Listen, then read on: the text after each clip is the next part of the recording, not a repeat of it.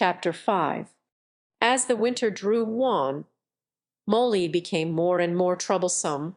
She was late for work every morning and excused herself by saying that she had overslept, and she complained of mysterious pains, although her appetite was excellent. On every kind of pretext she would run away from work and go to the drinking pool, where she would stand foolishly gazing at her own reflection in the water. But there were also rumors of something more serious. One day, as Molly strolled blithely into the yard, flirting her long tail and chewing at a stalk of hay, Clover took her aside. "Molly," she said, "I have something very serious to say to you. This morning I saw you looking over the hedge that divides Animal Farm from Foxwood. One of Mr. Pilkington's men was standing on the other side of the hedge, and I was a long way away, but I am almost certain I saw this. He was talking to you, and you were allowing him to stroke your nose.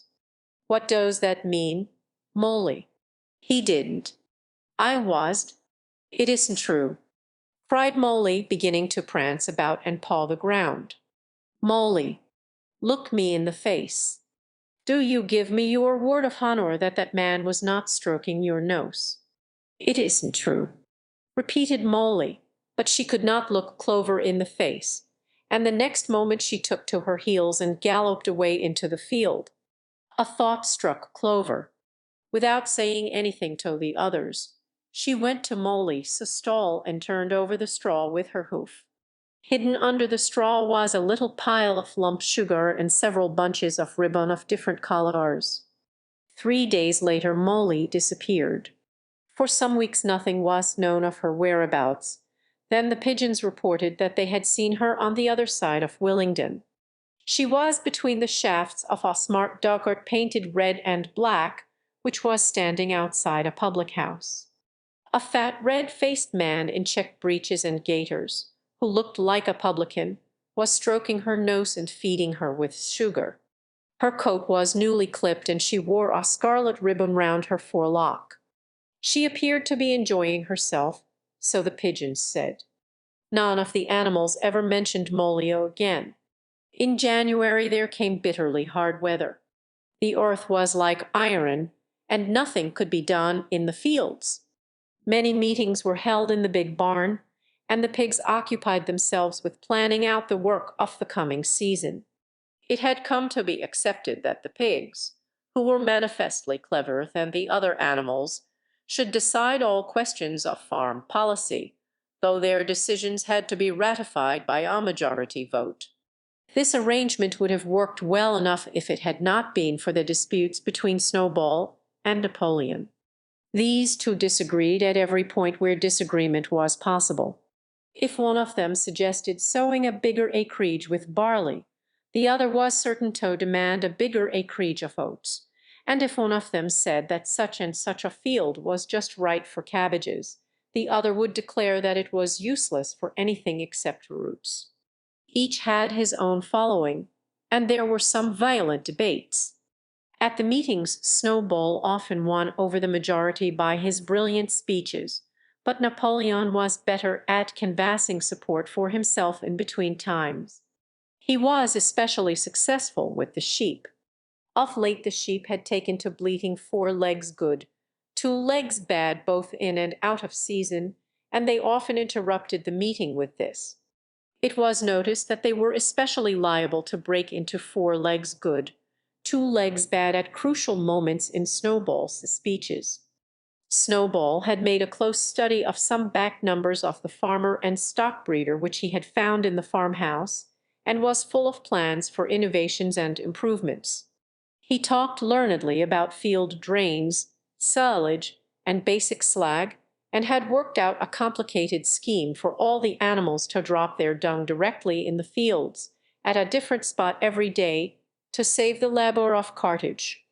Napoleon produced no schemes of his own, but said quietly that Snowballs would come to nothing, and seemed to be biding his time. But of all their controversies, none was so bitter as the one that took place over the windmill. In the long pasture, not far from the farm buildings, There was a small knoll which was the highest point on the farm. After surveying the ground, Snowball declared that this was just the place for a windmill, which could be made to operate a dynamo and supply the farm with electrical power. This would light the stalls and warm them in winter, and would also run a circular saw, a chaff cutter, a mangle slicer, and an electric milking machine. The animals had never heard of anything of this kind before, for the farm was an old-fashioned one and had only the most primitive machinery, and they listened in astonishment while Snowball conjured up pictures of fantastic machines which would do their work for them while they grazed at their ease in the fields or improved their minds with reading and conversation. Within a few weeks Snowball's plans for the windmill were fully worked out. The mechanical details came mostly from 3 books which had belonged to Mr. Jones' own 1,000 useful things to do about the house, Every Man His Own Bricklayer, and Electricity for Beginners. Snowball used as his study a shed which had once been used for incubators and had a smooth wooden floor suitable for drawing on. He was closeted there for hours at a time, with his books held open by a stone, and with a piece of chalk gripped between the knuckles of his trotter. He would move rapidly to and fro, drawing in line after line, and uttering little whimpers of excitement. Gradually the plans grew into a complicated mass of cranks and cog-wheels, covering more than half the floor, which the other animals found completely unintelligible but very impressive. All of them came to look at Snowball's drawings at least once a day. Even the hens and ducks came, and were at pains not to tread on the chalk marks. Only Napoleon held aloof. He had declared himself against the windmill from the start. One day, however, he arrived unexpectedly to examine the plans. He walked heavily round the shed, looked closely at every detail of the plans and snuffed at them once or twice, then stood for a little while contemplating them out of the corner of his eye. Then suddenly he lifted his leg, urinated over the plans, and walked out without uttering a word. The whole farm was deeply divided on the subject of the windmill. Snowball did not deny that to build it would be a difficult business. Stone would have to be carried and built up into walls. Then the sails would have to be made, and after that there would be need for dynamos and cables. How these were to be procured, Snowball did not say, but he maintained that it could all be done in a year, and thereafter, he declared, so much labor would be saved that the animals would only need to work 3 days a week. Napoleon, on the other hand, argued that the great need of the moment was to increase food production, and that if they wasted time on the windmill, they would all starve to death. The animals formed themselves into 2 factions under the slogans, "Vote for Snowball" and the 3-day week, and "Vote for Napoleon" and the full manger. Benjamin was the only animal who did not side with either faction. He refused to believe either that food would become more plentiful or that the windmill would save work. Windmill or no windmill, he said, life would go on as it had always gone on, that is, badly. Apart from the disputes over the windmill, there was the question of the defense of the farm. It was fully realized that though the human beings had been defeated in the battle of the Cauche, they might make another and more determined attempt to recapture the farm and reinstate Mr. Jones. They had all the more reason for doing so because the news of their defeat had spread across the countryside and made the animals on the neighboring farms more restive than ever. As usual, Snowball and Napoleon were in disagreement. According to Napoleon, what the animals must do was to procure firearms and train themselves in the use of them. According to Snowball, they must send out more and more pigeons and stir up rebellion among the animals on the other farms. The one argued that if they could not defend themselves they were bound to be conquered. The other argued that if rebellions happened everywhere they would have no need to defend themselves. The animals listened first to Napoleon, then to Snowball, and could not make up their minds which was right. Indeed, they always found themselves in agreement with the one who was speaking at the moment. At last the day came when Snowball's plans were completed. At the meeting on the following Sunday, the question of whether or not to begin work on the windmill was to be put to the vote. When the animals had assembled in the big barn, Snowball stood up and, though occasionally interrupted by bleating from the sheep, set forth his reasons for advocating the building of the windmill. Then Napoleon stood up to reply.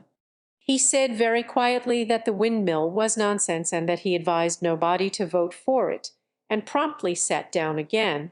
He had spoken for barely 30 seconds, and seemed almost indifferent as to the effect he produced.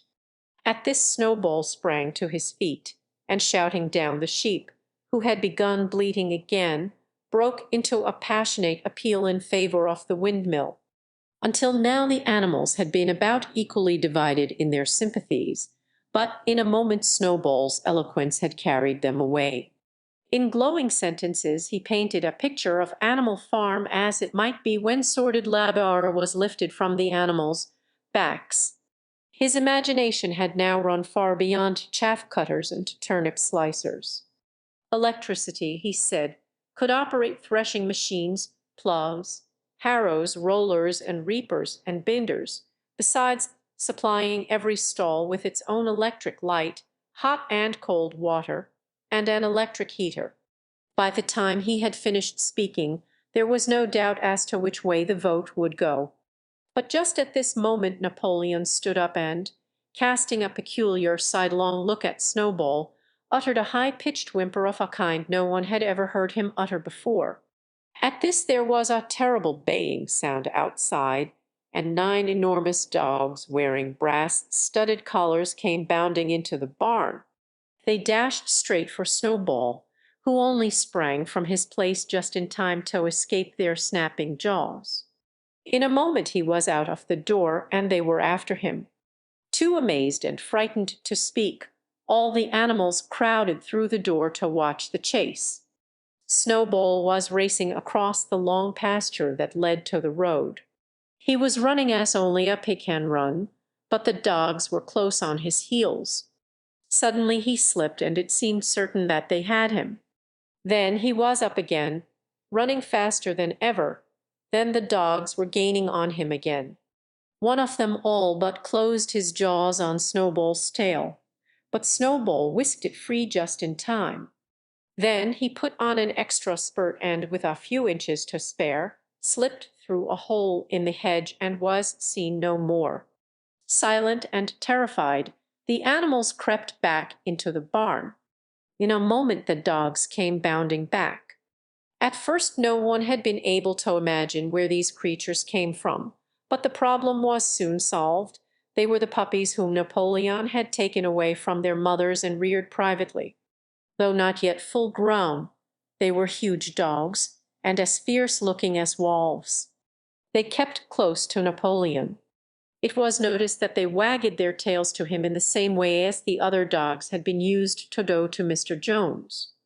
Napoleon, with the dogs following him, now mounted on to the raised portion of the floor where Major had previously stood to deliver his speech. He announced that from now on the Sunday morning meetings would come to an end. They were unnecessary, he said, and wasted time. In future all questions relating to the working of the farm would be settled by a special committee of pigs, presided over by himself. These would meet in private and afterwards communicate their decisions to the others. The animals would still assemble on Sunday mornings to salute the flag, sing Beasts of England, and receive their orders for the week, but there would be no more debates. In spite of the shock that Snowball's expulsion had given them, the animals were dismayed by this announcement. Several of them would have protested if they could have found the right arguments. Even Boxer was vaguely troubled. He set his ears back, shook his forelock several times, and tried hard to marshal his thoughts, but in the end he could not think of anything to say. Some of the pigs themselves, however, were more articulate. 4 young porkers in the front row uttered shrill squeals of disapproval, and all 4 of them sprang to their feet and began speaking at once. But suddenly the dogs sitting round Napoleon let out deep, menacing growls, and the pigs fell silent and sat down again. Then the sheep broke out into a tremendous bleating of 4 legs good, 2 legs bad, which went on for nearly a quarter of an hour and put an end to any chance of discussion. Afterwards Squealer was sent round the farm to explain the new arrangement to the others. "Comrades," he said, "I trust that every animal here appreciates the sacrifice that Comrade Napoleon has made in taking this extra labor upon himself. Do not imagine, comrades, that leadership is a pleasure. On the contrary, it is a deep and heavy responsibility. No one believes more firmly than Comrade Napoleon that all animals are equal. He would be only too happy to let you make your decisions for yourselves. But sometimes you might make the wrong decisions, comrades, and then where should we be? Suppose you had decided to follow Snowball, with his moonshine of Windmill's Snowball, who, as we now know, was no better than a criminal. He fought bravely at the Battle of the Couch, said somebody. Bravery is not enough, said Squealer. Loyalty and obedience are more important. And as to the Battle of the Couch, I believe the time will come when we shall find that Snowball's part in it was much exaggerated. Discipline, comrades, the watchword for today. One false step, and our enemies would be upon us. Surely, comrades, you do not want Jones back. Ire and discipline. That is once again this argument was unanswerable. Certainly the animals did not want Jones back. If the holding of debates on Sunday mornings was liable to bring him back, then the debates must stop. Boxer, who had now had time to think things over, voiced the general feeling by saying, "If Comrade Napoleon says it, it must be right." And from then on he adopted the maxim Napoleon is always right, in addition to his private motto of "I will work harder." By this time the weather had broken and the spring ploughing had begun. The shed where Snowball had drawn his plans of the windmill had been shut up, and it was assumed that the plans had been rubbed off the floor. Every Sunday morning at 10 o'clock the animals assembled in the big barn to receive their orders for the week. The skull of old Major, now clean of flesh, had been disinterred from the orchard and set up on a stump at the foot of the flagstaff beside the gun. After the hoisting of the flag, the animals were required to file past the skull in a reverent manner before entering the barn. Nowadays they did not sit all together as they had done in the past. Napoleon, with Squealer and another pig named Minimus, who had a remarkable gift for composing songs and poems, sat on the front of the raised platform, with the 9 young dogs forming a semicircle round them, and the other pigs sitting behind. The rest of the animals sat facing them in the main body of the barn. Napoleon read out the orders for the week in a gruff soldierly style, and after a single singing of Beasts of England, all the animals dispersed. On the 3rd Sunday after Snowball's expulsion, the animals were somewhat surprised to hear Napoleon announce that the windmill was to be built after all.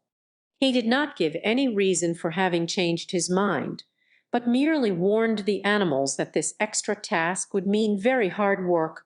It might even be necessary to reduce their rations. The plans, however, had all been prepared down to the last detail. A special committee of pigs had been at work upon them for the past 3 weeks. The building of the windmill, with various other improvements, was expected to take 2 years. That evening Squealer explained privately to the other animals that Napoleon had never in reality been opposed to the windmill. On the contrary, it was he who had advocated it in the beginning, and the plan which Snowball had drawn on the floor of the incubator shed had actually been stolen from among Napoleon's papers.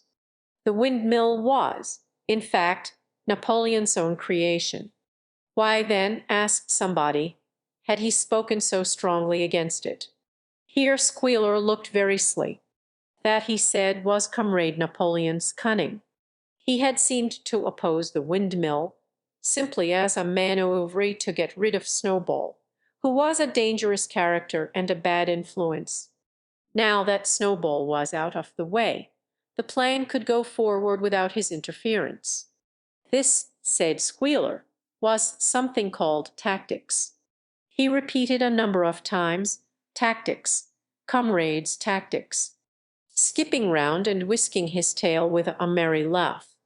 The animals were not certain what the word meant, but Squealer spoke so persuasively, and the three dogs who happened to be with him growled so threateningly, that they accepted his explanation without further questions.